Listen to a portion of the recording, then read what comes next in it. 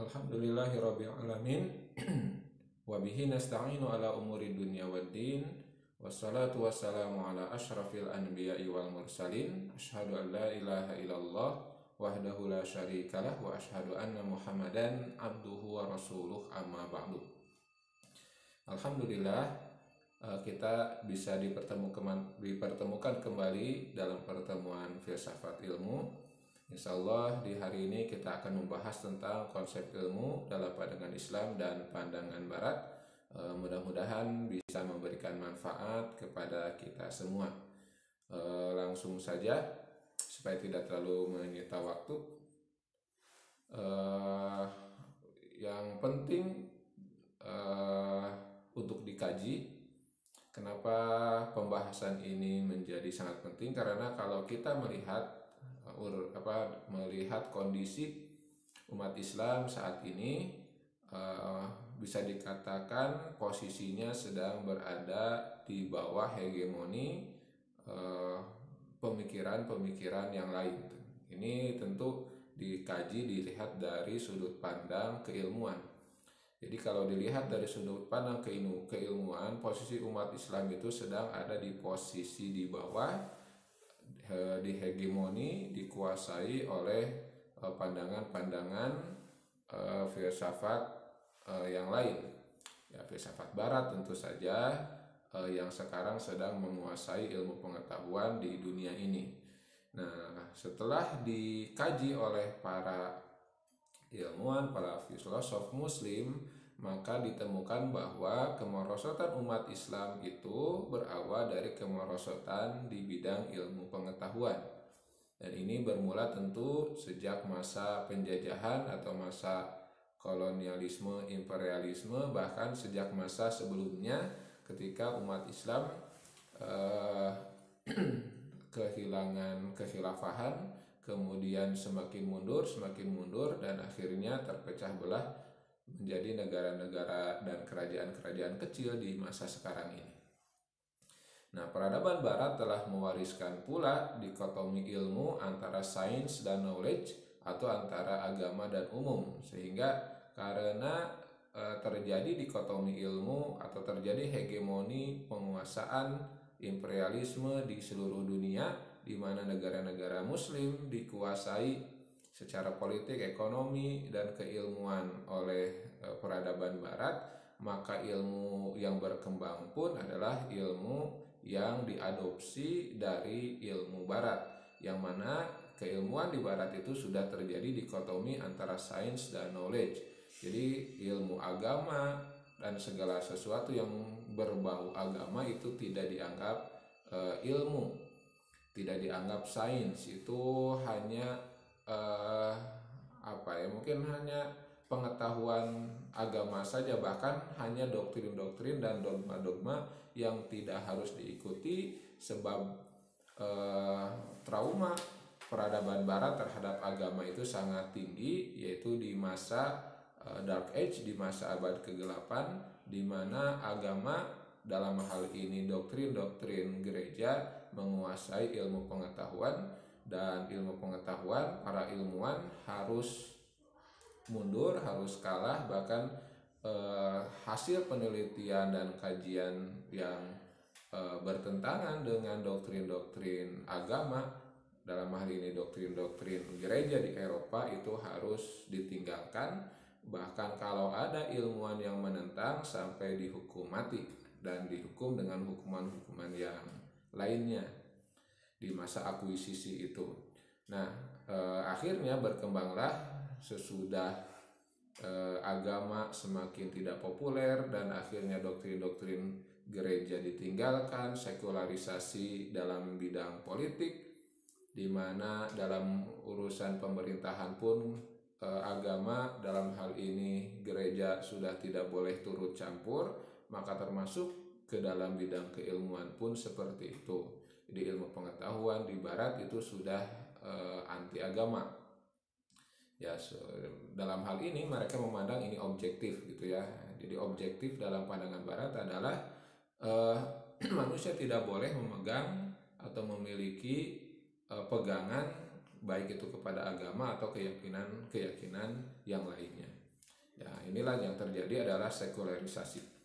Nah, sekularisasi ilmu saat ini telah merambah semua jenis keilmuan termasuk keilmuan agama. Jadi karena ilmu pengetahuan yang ada itu ilmu pengetahuan yang sekuler, maka ini berpengaruh terutama di dunia Islam kepada ilmu-ilmu yang dianggap ilmu agama atau ulumuddin. Jadi mengkaji ilmu agama itu ya sekedar hanya untuk pengetahuan saja, bukan untuk pengamalan sehari-hari misalnya.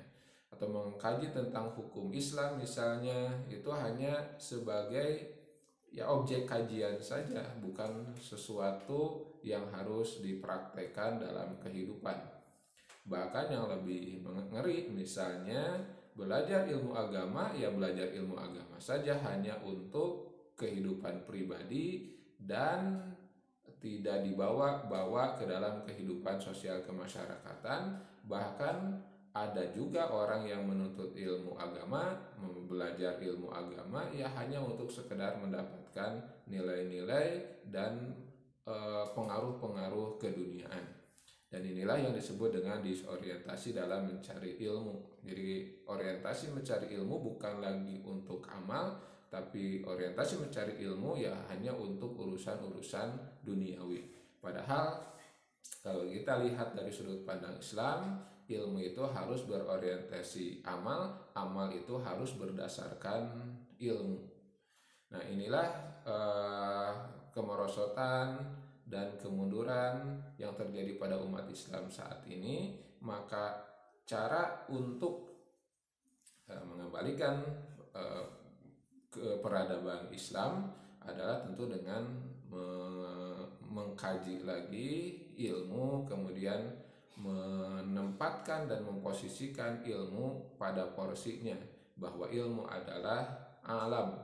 Ilmu itu adalah tanda-tanda kekuasaan Allah Subhanahu wa Ta'ala di alam semesta ini, baik ilmu agama ataupun ilmu-ilmu yang lain. Baik, maka karena terjadi hal yang seperti ini, akibat yang terjadi adalah the loss of adab, hilangnya adab di manusia, termasuk umat Islam, juga di manusia pada umumnya, di mana ilmu pengetahuan yang tidak berpengaruh terhadap kehidupan sehari-hari dan manusia menjadi kehilangan adab, memposisikan dirinya bisa jadi lebih tinggi daripada Allah Subhanahu wa Ta'ala sebagai yang Maha Pencipta. Padahal posisi manusia di hadapan Allah, di hadapan alam semesta, ini adalah adab yang harus dikuasai.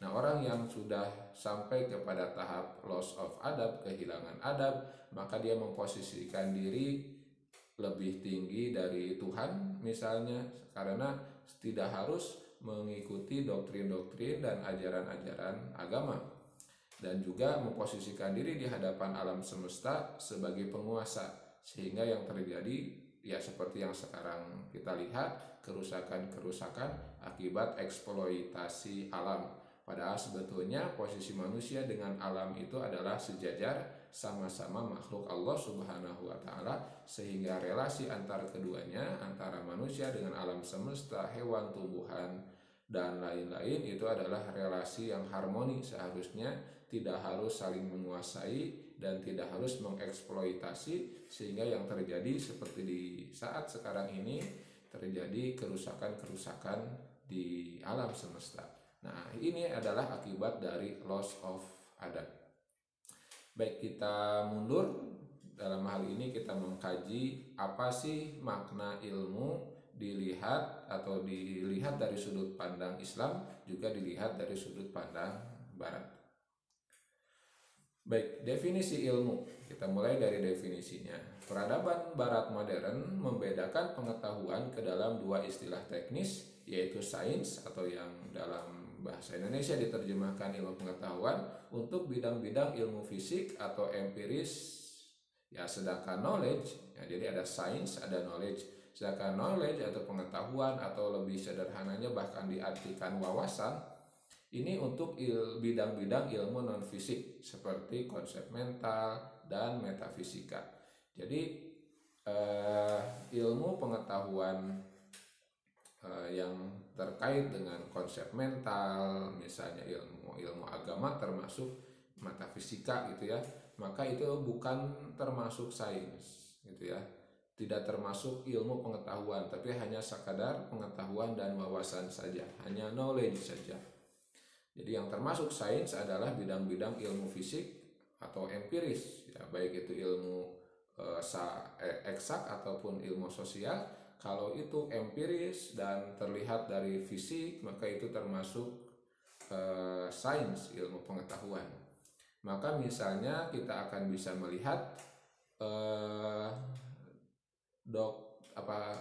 teori evolusi misalnya, walaupun itu buktinya tidak terlalu kuat ya, hanya berdasarkan fosil-fosil, lalu dikembangkanlah teori-teori dan lain-lain, itu mendapat tempat dalam sains, itu dianggap sebagai ilmiah ya, ilmu pengetahuan ilmiah, dibanding pengetahuan yang mengatakan bahwa manusia itu berasal dari Nabi Adam, doktrin agama gitu ya, ajaran agama ya. Jadi kalau ajaran agama bahwa manusia berasal dari Nabi Adam itu tidak termasuk ilmu pengetahuan, tidak dianggap ilmu pengetahuan ya, berbeda dengan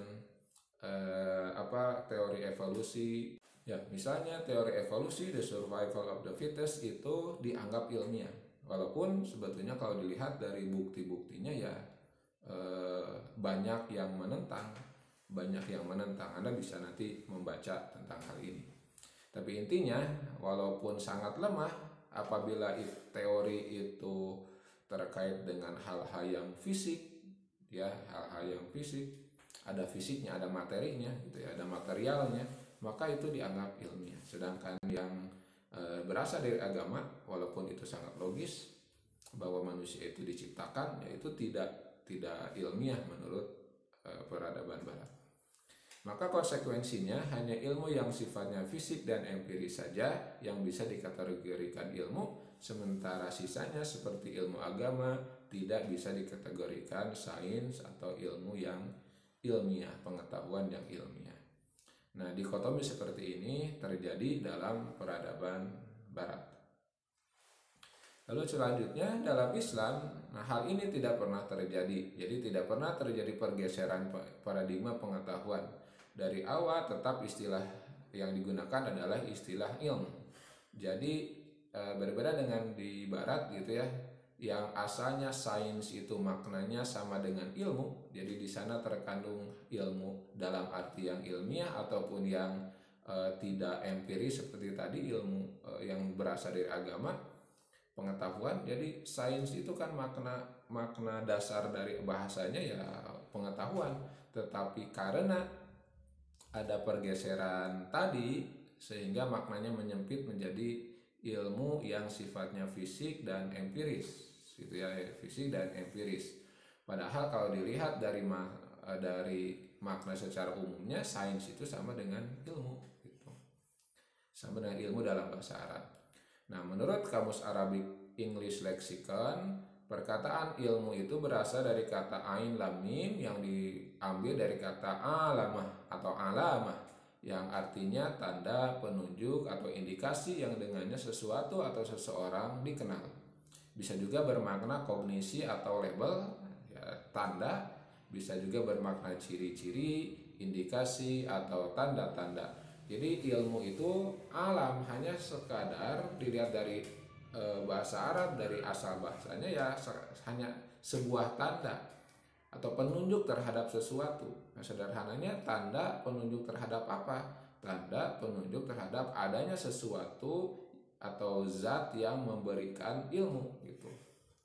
Maka disebabkan oleh hal ini, sejak dahulu umat Islam menganggap ilmu atau ilmu pengetahuan itu yang berarti Al-Quran, syariah, sunnah, ataupun Islam, iman, ilmu spiritual, ilmu laduni, hikmah, dan ma'rifah, atau sering juga disebut cahaya atau nur.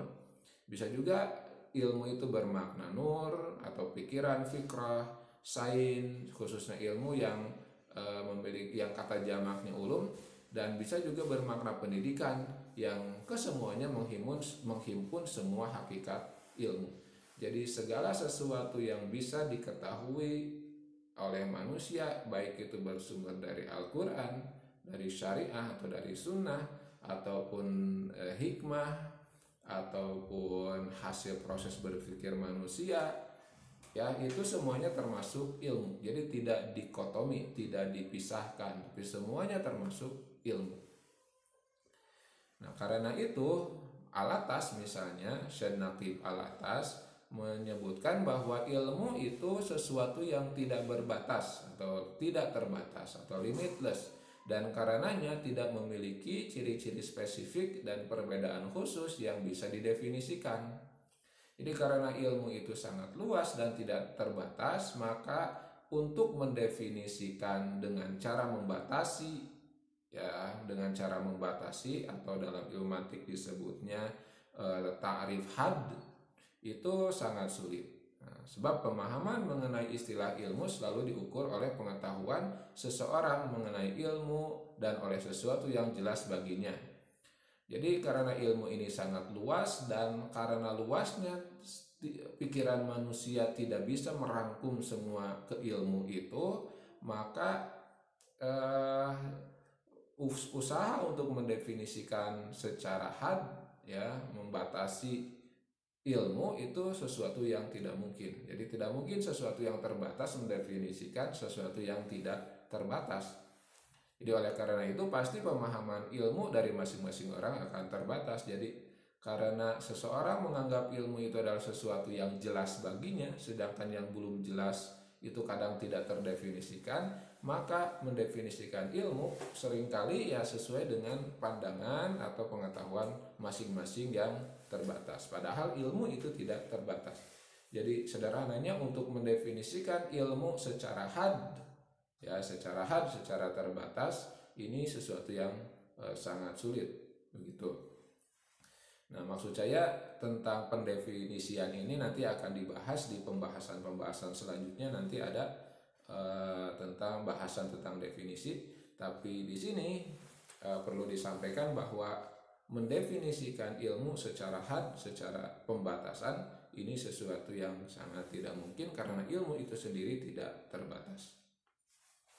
Nah, maka dari sini definisi terhadap ilmu hanya bisa dilakukan secara rasam. Secara rasam, jadi rasam itu mendeskripsikan, bukan membatasi. Nah, sekali lagi tentang masalah definisi ini akan dibahas dalam pembahasan khusus nanti. Jadi definisi itu ada dua jenis, definisi secara had, secara pembatasan, ada definisi secara rasam, penggambaran. Jadi karena ketidakterbatasan ilmu, pendefinisian secara had itu tidak mungkin, ya maka yang bisa dilakukan oleh manusia adalah pendefinisian secara rasam. Nah, di antara definisi misalnya yang diambil oleh Syekh Muhammad Naqib Al-Atas dari Al-Jurjani dalam kitab At-Ta'rifat. Jadi Syekh Naqib Al-Atas mengutip Al-Jurjani yang menjelaskan definisi ilmu dalam At-Ta'rifat. Ini pun ya hanya secara rasam dikatakan bahwa definisi ilmu itu husulu suratus syai'i fil aqli, dihasilkannya atau didapatkannya gambaran sesuatu fil aqli, di dalam akal, wa wusulun nafsi ila makna syai', dan sampainya jiwa manusia kepada sesuatu itu. Jadi yang disebut ilmu itu adalah dihasilkannya gambaran sesuatu di dalam akal dan sampainya jiwa kepada makna sesuatu itu. Nah, jadi definisi ilmu ini memastikan adanya pemahaman bahwa yang pertama, ilmu itu husulu syuratu syai' fil aqli, karena ilmu itu adalah sesuatu yang dihasilkan, ya sesuatu yang dihasilkan di dalam akal kita, berarti ada zat yang secara aktif menyampaikan ilmu kepada kita. Jadi kan tadi makna atau frase yang pertama bahwa ilmu itu adalah dihasilkannya gambaran sesuatu di dalam akal, artinya ada peran sesuatu atau peran zat ya, zat seseorang yang di sini adalah Allah Subhanahu wa taala yang menyampaikan sesuatu kepada akal manusia. Jadi ilmu itu dalam pandangan Islam adalah sesuatu yang diberikan oleh Allah kepada manusia sehingga manusia husulu mendapatkan gambaran sesuatu di dalam akalnya. Jadi di sini mengisyaratkan bahwa ada ilmu-ilmu yang sifatnya manusia tidak aktif mencari, tetapi ada zat lain yaitu Allah Subhanahu wa taala yang aktif memberi. Ya, sederhananya misalnya ketika kita sedang diam, kita sedang merenung, ya, tiba-tiba kita mendapatkan pencerahan sesuatu, maka itu yang dimaksud dengan husulut suratus syai'i fil akli, akal mendapatkan sesuatu. Pertanyaannya, siapa yang memberi? Nah, itu adalah Allah Subhanahu wa taala. Misalnya bukan hanya ilmu agama, sebetulnya dalam ilmu pengetahuan secara umum pun, misalnya digambarkan teori gravitasi itu ditemukan ketika seseorang, Isaac Newton misalnya, sedang duduk di bawah pohon apel, kemudian kepalanya tertimpa apel yang jatuh, kemudian terlintaslah di dalam pikirannya gitu ya, bahwa apel ini jatuh karena gaya tarik bumi misalnya. Nah, siapa yang memberikan inspirasi atau hikmah seperti itu? Jadi ujug-ujug ya tiba-tiba akal menerima sesuatu. Nah, ini disebutnya ilmu juga. Makanya definisi frase pertama dari definisi ilmu adalah husulu suratus syai'i fil akli. Akal kita bisa jadi dalam kondisi diam, statis, tapi tiba-tiba mendapatkan sesuatu. Dan ini bukan hanya ilmu agama saja, semua jenis ilmu bisa jadi ada yang seperti ini.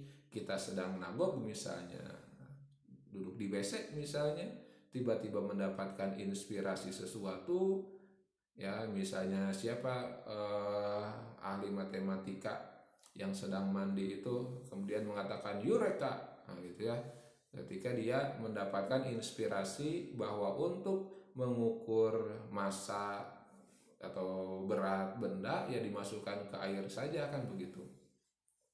Nah, ini kan sesuatu yang ketika kita tidak aktif akal kita, tiba-tiba ada yang memberikan. Siapa yang memberi? Allah Subhanahu wa taala. Jadi ada ilmu yang seperti itu. Jadi tidak selamanya ilmu itu karena akal kita aktif berpikir.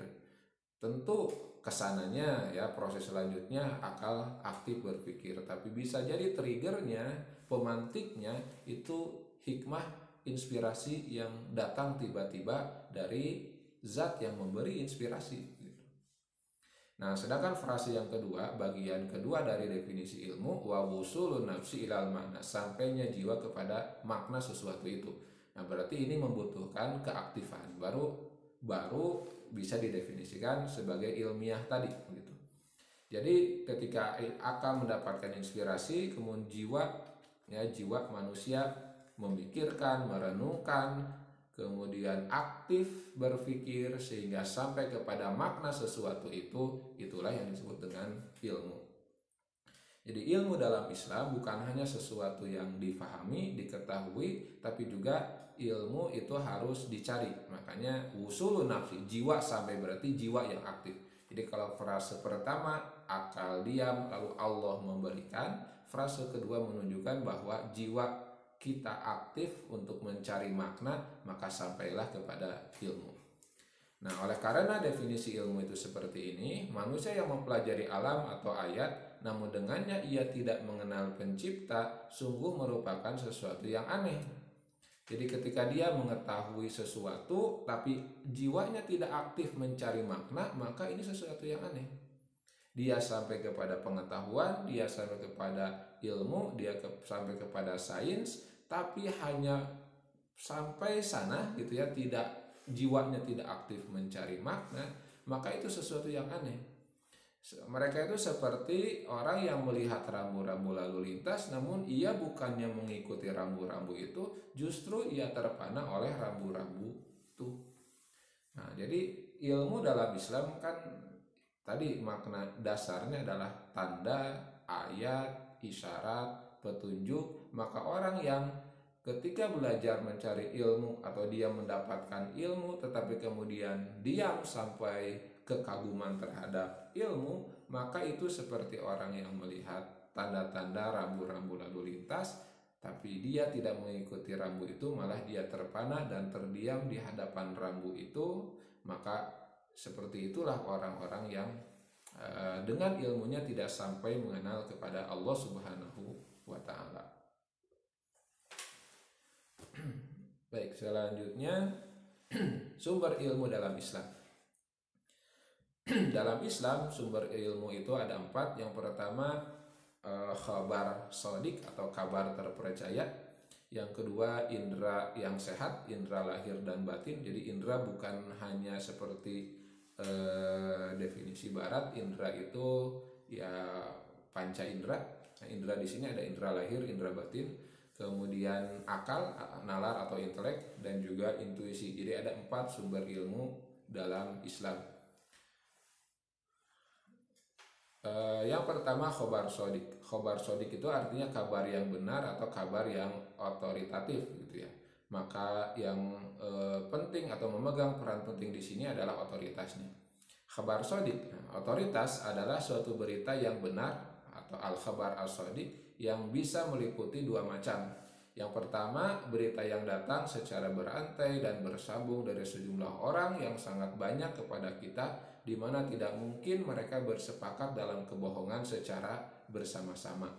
Nah, kalau ada khabar yang datang dari orang yang banyak, kemudian orangnya tidak mungkin jumlahnya itu dipastikan untuk berdusta, maka khabar yang seperti ini adalah khabar yang benar.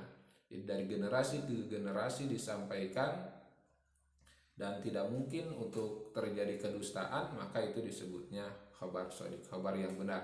Kalau dalam ilmu hadis disebutnya mutawatir.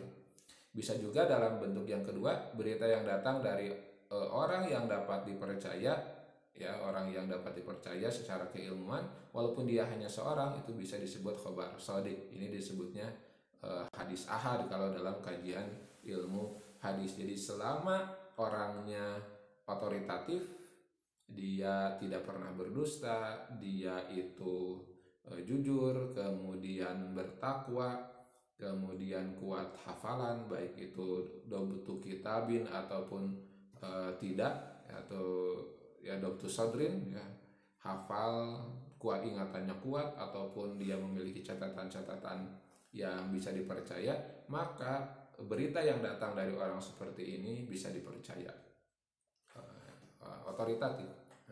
Kabar terpercaya ini terbagi dalam 2 bagian. Ada yang beritanya benar tapi masih dipersoalkan atau nisbi. Nah, otoritasnya yaitu berupa kesepakatan para ulama. Jadi beritanya benar tapi maknanya masih nisbi, ya. Itu bisa dianggap sebagai khabar sodik. Atau ada juga khabar sodik itu yang kedua, beritanya benar dan mutlak, yaitu Al-Quran dan As-Sunnah. Walaupun ini tentu nanti dalam aspek as-sunnahnya ketika dia hadisnya dipercaya oleh sejumlah ulama bahwa hadis ini sahih. Tentu ini dengan kriteria-kriteria yang ketat gitu ya, kriteria yang ketat, bukan hanya menerima khobar langsung percaya. Nah, inilah yang disebut dengan khobar sodik. Jadi wahyu, ya, misalnya wahyu Allah Subhanahu wa Ta'ala dalam Al-Quran ini termasuk khobar sodik, karena Al-Quran ini diturunkan kepada Rasulullah Sallallahu Alaihi Wasallam, kemudian oleh Rasulullah diajarkan kepada sejumlah orang yang sangat banyak, kemudian dari generasi ke generasi terus diwariskan hingga zaman sekarang. Maka Al-Quran ini termasuk ilmu pengetahuan yang sodik. Walaupun tentu nanti dalam kandungan Al-Quran disebutkan dalam ayat-ayat Al-Quran bahwa Al-Quran ini perannya sebagai petunjuk gitu ya, perannya sebagai petunjuk. Tapi Al-Quran ini adalah sesuatu yang dapat dipercaya atau ilmiah, sangat ilmiah. Maka ketika Allah Subhanahu wa Ta'ala menyampaikan misalnya tentang kabar-kabar akhirat, berita-berita kehidupan di masa yang akan datang, maka itu ilmiah gitu ya, maka itu ilmiah, bukan doktrin bukan sesuatu yang harus ditolak ketika berhadapan dengan ilmu pengetahuan. Sebab itu ilmiah, sangat ilmiah. Tidak lebih, bukan tidak lebih, jauh lebih bisa dipercaya dibanding ada seseorang ahli teori, misalnya seorang ahli menemukan teori kemudian menyampaikannya kepada kita misalnya, atau kepada seseorang dan sampai kepada kita, tapi tidak melalui jalur yang sangat ketat seperti tadi. Nah ini kan keterpercayaannya pun belum tentu. Sedangkan kalau hadis itu, kalau sahih itu kan atau Al-Quran itu kan disampaikan oleh orang-orang yang secara secara kepribadian dia dapat dipercaya begitu. Selanjutnya khobar sodik ini Islam sangat menekankan kualitas dan akhlak guru untuk murid dalam menuntut ilmu. Jadi khobar sodik ini hanya bisa disampaikan oleh orang-orang yang kualitas ilmu dan kualitas akhlaknya dipercaya gitu. Seperti misalnya Luqmanul Hakim, dia berkata kepada anaknya, "Wahai anakku, bergaulah dengan orang-orang alim dan duduklah dengan hormat bersama mereka, karena Allah Subhanahu wa Ta'ala menghidupkan jiwa dengan cahaya hikmahnya seperti Dia menghidupkan tanah gersang dengan hujan dari langit." Jadi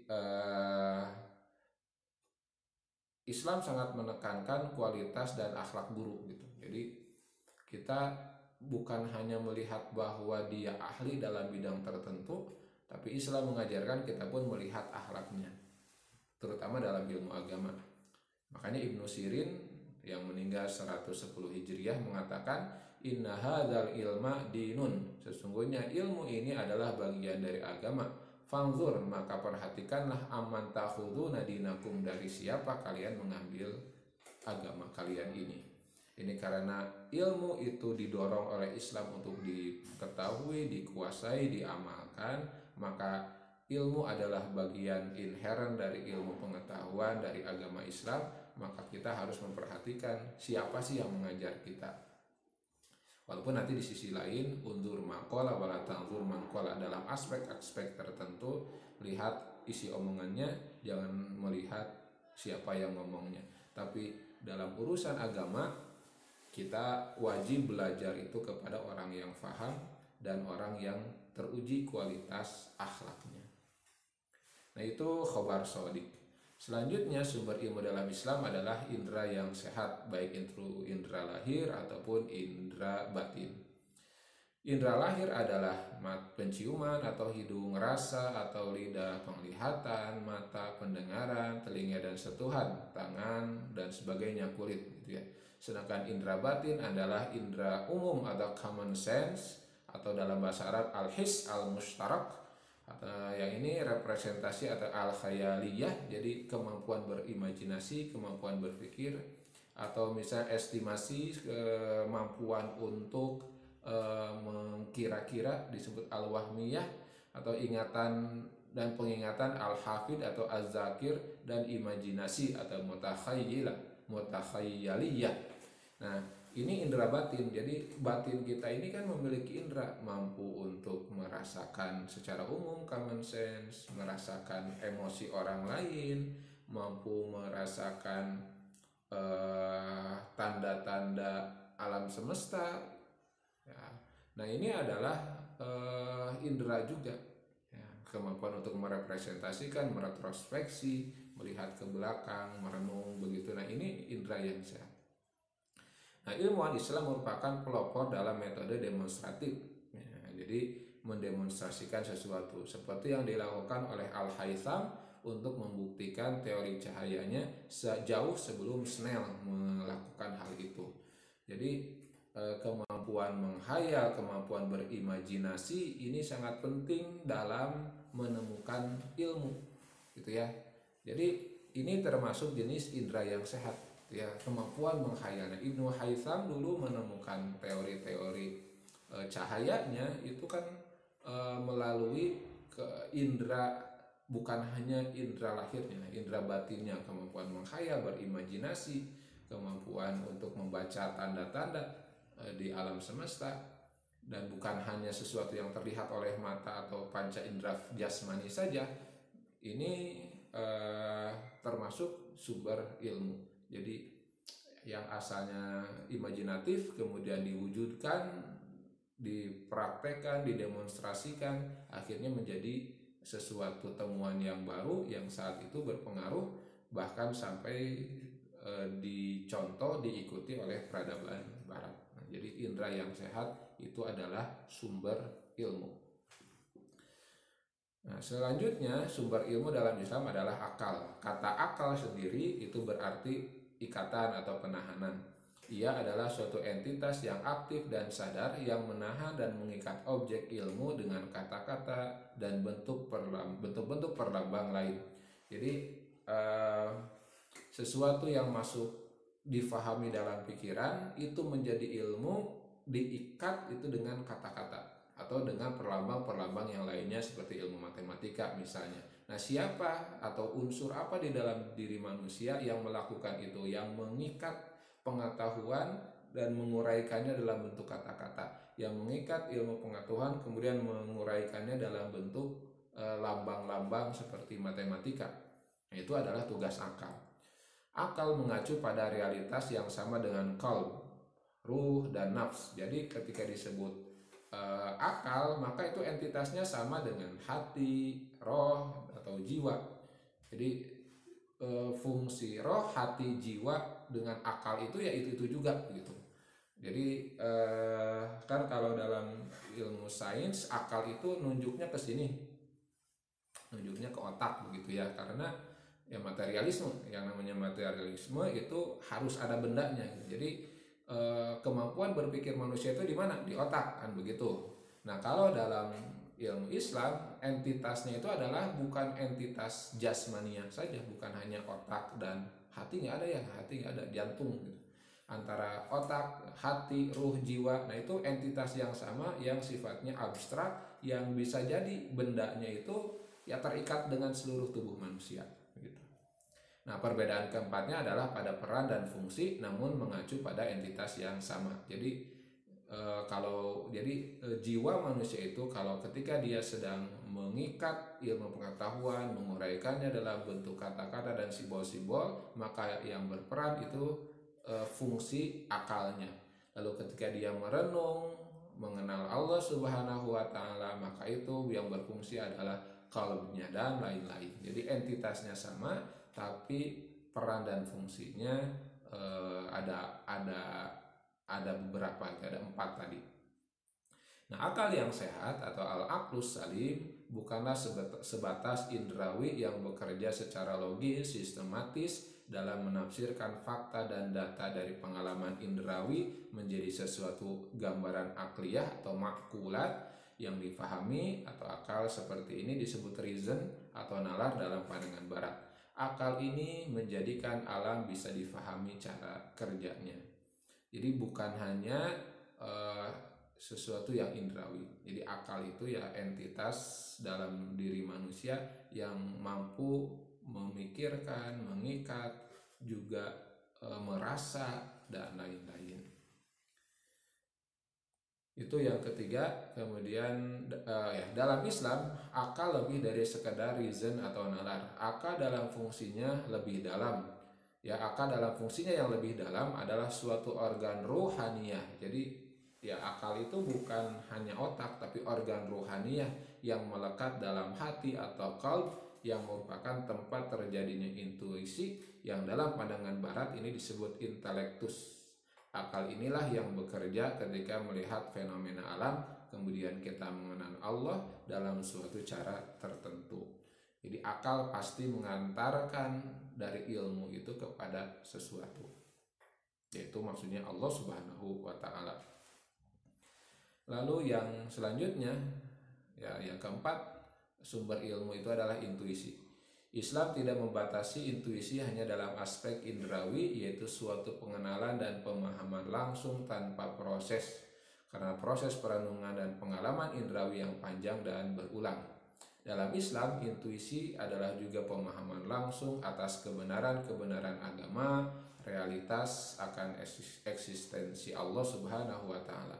Intuisi tidak datang kepada sembarang orang, tetapi kepada orang yang beribadah dan mengabdi kepada Allah secara ikhlas dan memahami keesaannya. Jadi intuisi ini kemampuan untuk merasakan kehadiran Allah Subhanahu wa taala, merasakan kehadiran ilmu, merasakan eksistensi Allah walaupun tidak terlihat oleh mata. Jadi dirasakan kehadirannya. Ini namanya intuisi, ya intuisi. Ya yang jelas-jelas memiliki intuisi itu ya Rasulullah Shallallahu Alaihi Wasallam dan para nabi, juga manusia-manusia yang memiliki kualitas yang hebat, gitu, kualitas yang terbaik seperti para ulama ini memiliki intuisi, sehingga kalau di dalam hadis dikatakan misalnya ada yang disebut dengan ihsan, beribadah kepada Allah seolah-olah melihat Allah. Nah, kemampuan seolah-olah melihat Allah ini merasakan kehadiran Allah, bukan hanya karena logika kita mengatakan ada, tetapi hati turut merasakan. Itulah yang disebut dengan intuisi. Dan intuisi ini diakui sebagai sumber ilmu, baik itu oleh pandangan barat, walaupun tentu dalam sisi tertentu tadi berbeda antara barat dengan Islam, dan tentu intuisi juga diakui sebagai sumber ilmu di dalam Islam. Nah, itu sumber ilmu dalam Islam. Selanjutnya ilmu ini diklasifikasi dan dibuat hierarkinya oleh Imam Al-Ghazali. Menurut Imam Al-Ghazali, ilmu itu ada dua, ada ilmu syar'iyah, yaitu ilmu yang berasal dari para nabi dan rasul yang tidak diperoleh melalui perantaraan akal seperti hitungan-hitungan, atau melalui percobaan seperti ilmu-ilmu kedokteran, atau juga melalui pendengaran seperti ilmu-ilmu bahasa. Ilmu syariah adalah ilmu yang berasal dari wahyu, dari intuisi dari Allah Subhanahu wa taala, disampaikan kepada para nabi dan rasul, kemudian diajarkan kepada kita. Ini yang termasuk al-khabar as-shadiq tadi. Selain juga nanti ada intuisi gitu ya. Yang kedua, ilmu ghair syariah, yaitu semua ilmu yang di luar pengetahuan ilmu syariah. Nah, ini yang termasuk ilmu-ilmu yang sumbernya akal seperti matematika, fisika dan lain-lain, atau ilmu yang melalui percobaan seperti ilmu kedokteran, ilmu fisika dan lain-lain, juga ilmu yang melalui pendengaran atau ilmu bahasa. Ini semuanya masuk ke ghair syariah. Lalu Imam Al-Ghazali membuat klasifikasi seperti ini. Ilmu itu ada syariah, ada bukan syariah atau ghair syariah. Yang syariah itu terpuji semuanya, jadi sifatnya sangat terpuji, artinya orang-orang yang mempelajari ilmu agama itu adalah orang yang terpuji di hadapan Allah Subhanahu wa ta'ala. Sedangkan ilmu yang bukan syariah itu terbagi tiga, ada yang terpuji, ya seperti orang-orang yang mempelajari ilmu yang dengan ilmunya menjadi manfaat kepada banyak manusia, ya baik itu ilmu pengetahuan sains eksak ataupun ilmu pengetahuan sosial. Kalau itu memberikan manfaat yang banyak kepada manusia, itu masuk ilmu terpuji. Kemudian ada juga yang bukan syariah, itu yang mubah. Ya, yang mubah itu yang boleh-boleh dipelajari, boleh-boleh saja dipelajari, ya walaupun tidak ada pengaruh yang besar misalnya untuk masyarakat. Ada juga ilmu yang tercela. Kemudian ilmu yang terpuji, ilmu syariah itu terbagi dua, ada yang sifatnya fardu ain, ada yang sifatnya fardu kifayah.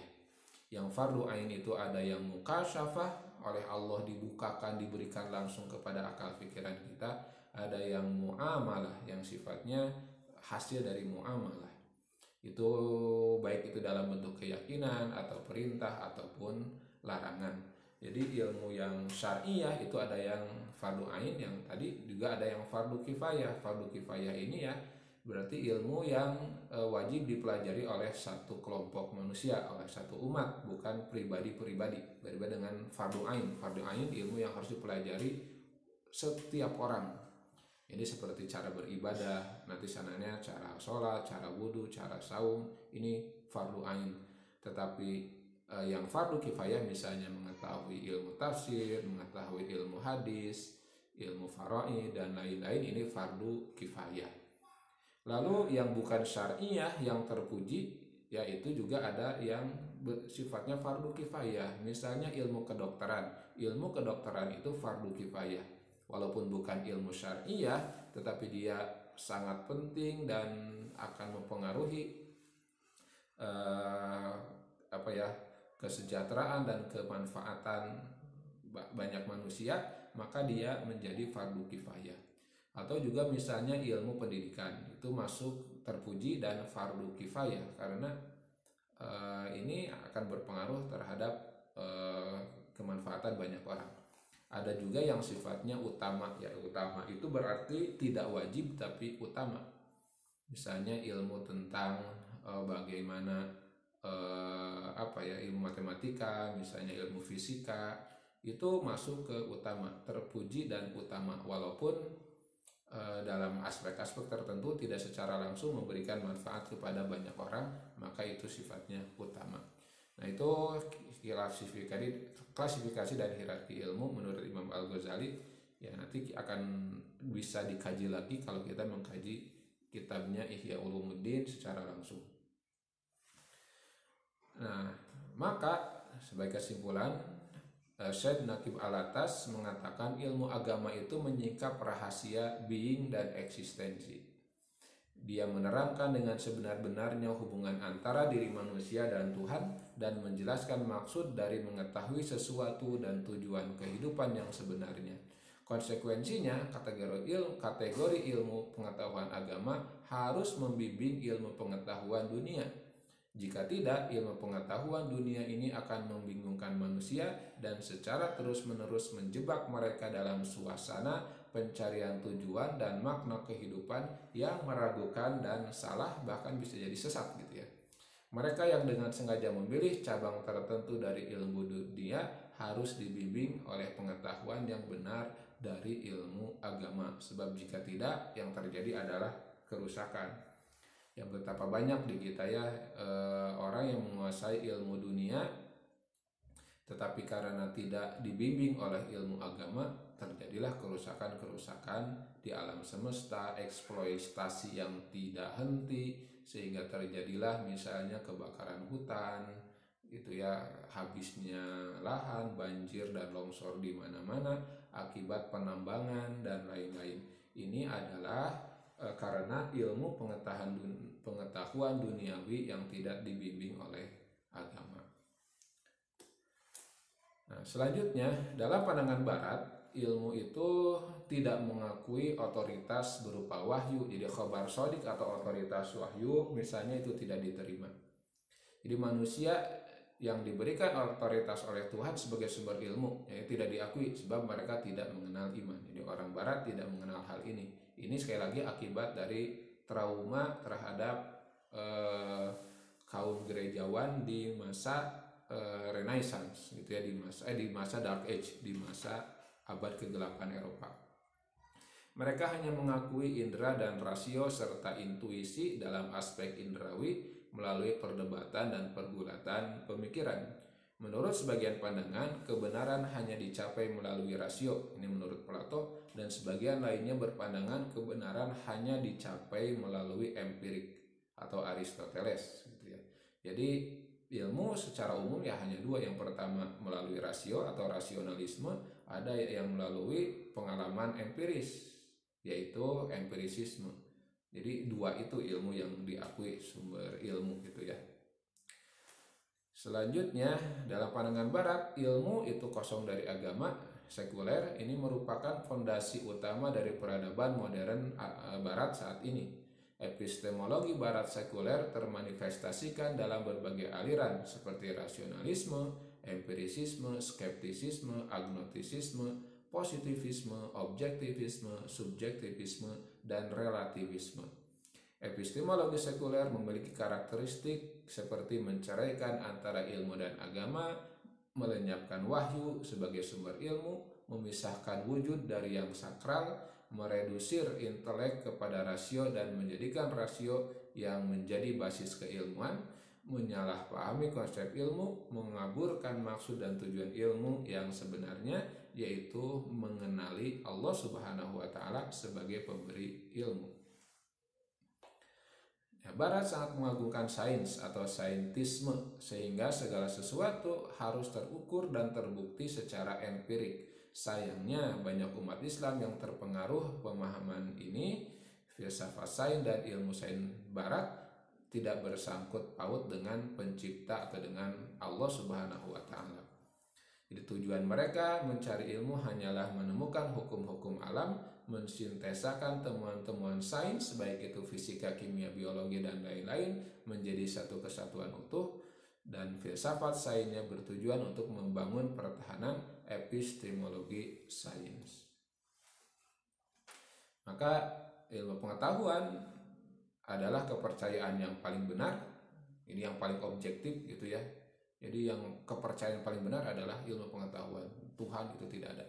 Ilmu pengetahuan atau knowledge lebih tinggi dari kepercayaan belief, maka akhirnya akal lebih tinggi dari wahyu atau agama. Baik, itu saja yang bisa disampaikan. Mudah-mudahan sekali lagi ada manfaatnya. Insya Allah kita bertemu lagi dalam penjelasan-penjelasan selanjutnya. Aku qauli hadza wa astaghfirullah li wa lakum. Wassalamualaikum warahmatullahi wabarakatuh.